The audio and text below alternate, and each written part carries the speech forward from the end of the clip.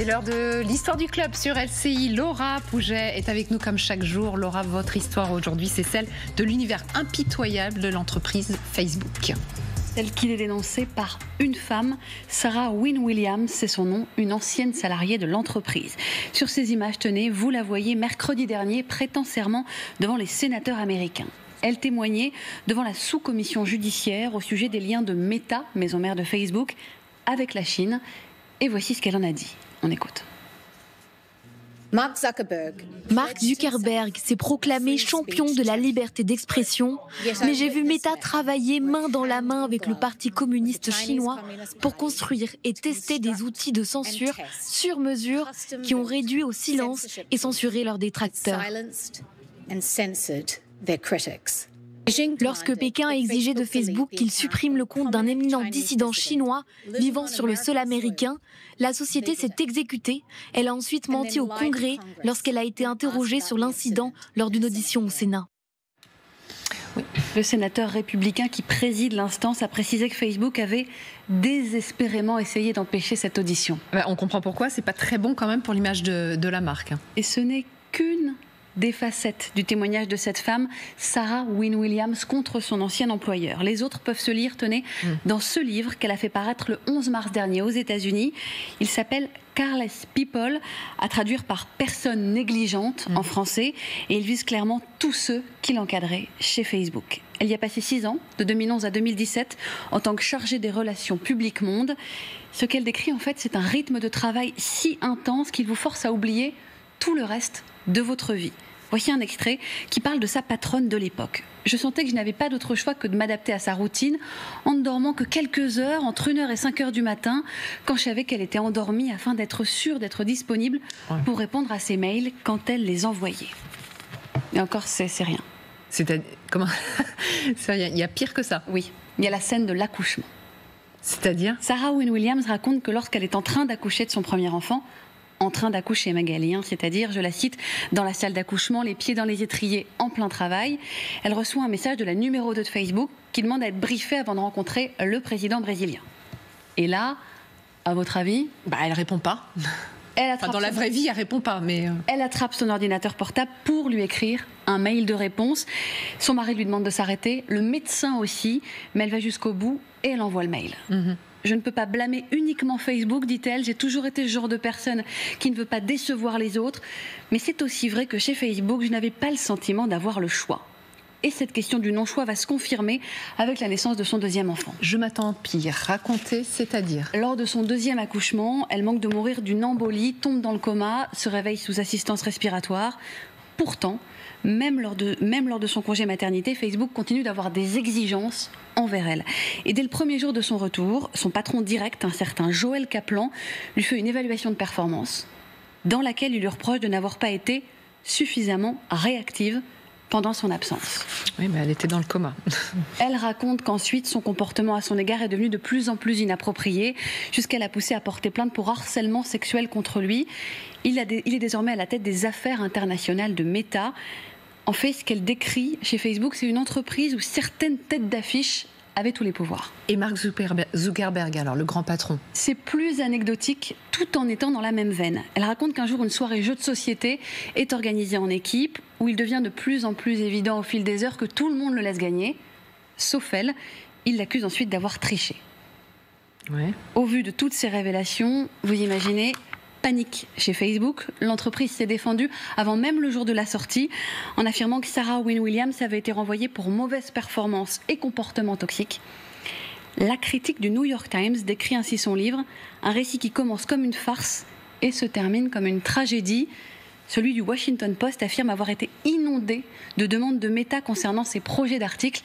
En 27 ans de rubriques livresques, aucune entreprise ne m'avait jamais fait ça, a-t-il écrit. Une mainmise incroyable. Merci beaucoup, Laura. On part tout de suite aux États-Unis, voir comment ça réagit là-bas. Justine Jankowski est notre correspondante avec Alexandra Poupon.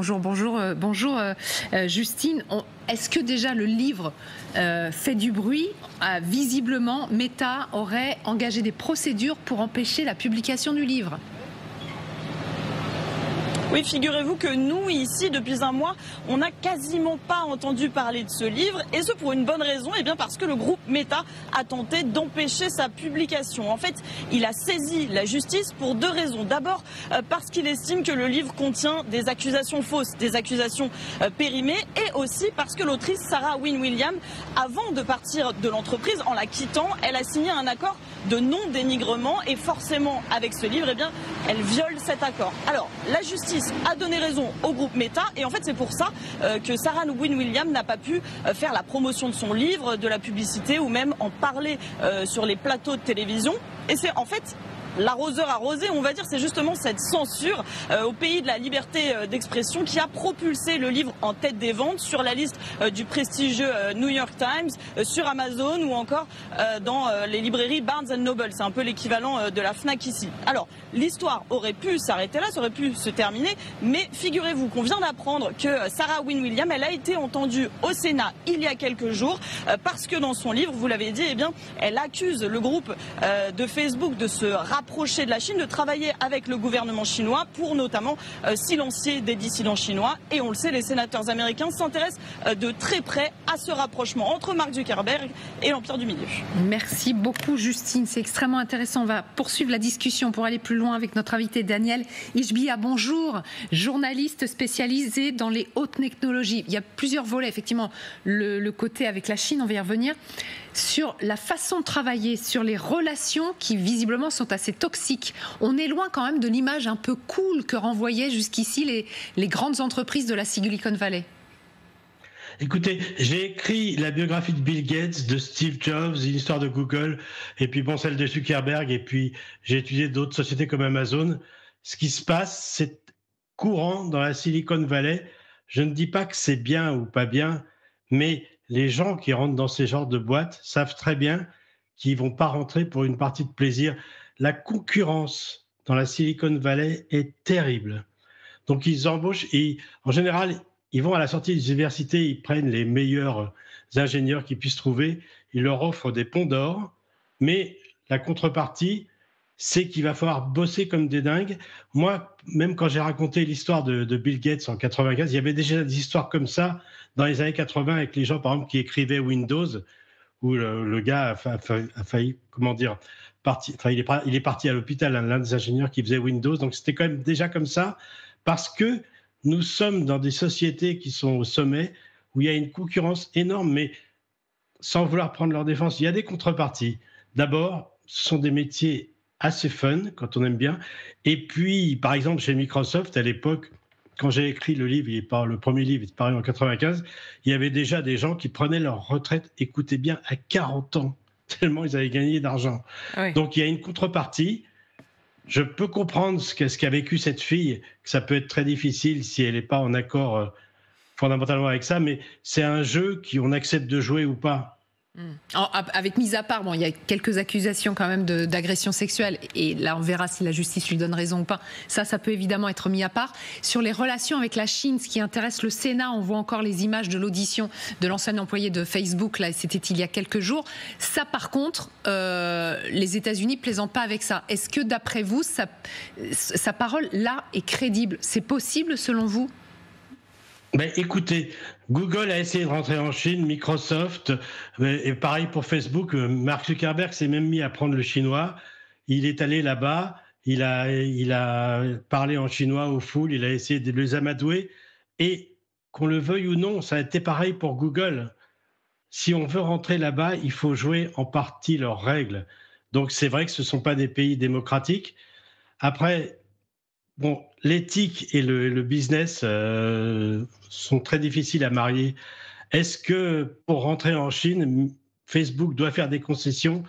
Si elle veut rentrer en Chine, il n'y a pas le choix. Pardon, il faut faire des concessions, on a bien compris, mais est-ce que ça peut aller jusqu'à... On a le volet et faire l'expansion de la boîte, de la faire rentrer en Chine. Il y a le volet éthique, c'est ces deux mondes presque parallèles, quoi. Visiblement. Mais est-ce que ça peut aller jusqu'à, comme elle l'affirme, apprendre les méthodes de censure, essayer d'appliquer les mêmes méthodes de censure que le régime chinois? Google a fait pareil en 2006 pour rentrer avec son moteur de recherche en Chine. Yahoo a même été, c'est pire, en 2006, Yahoo est allé jusqu'à dénoncer un dissident. Donc, ces boîtes de la Silicon Valley, bien sûr, elles ont une image très cool. On vient y bosser en t-shirt, en sandales, mais ce sont quand même des boîtes qui sont cotées en bourse et qui ont des pressions terribles. Je ne veux pas prendre leur défense, entendez-nous bien, mais il y a un jeu qui est impitoyable. Moi, ce que je peux dire à la défense de certaines de ces boîtes, lorsque j'ai écrit la biographie de Microsoft, d'ailleurs à l'époque, en 95, je me disais, c'est pas possible. Si je me comportais comme ça avec mes amis, j'aurais plus d'amis. Mais dans le business, ça marche. Quelqu'un peut vous faire quelque chose de très déloyal en 94 et vous redevenez copains en 98 parce qu'il n'y a pas le choix. Ce sont des mondes impitoyables. Et après, on veut jouer, on ne veut pas jouer le jeu. Je comprends que les employés peuvent souffrir. La plupart des gens que je connais sont très contents de bosser dans ces boîtes-là.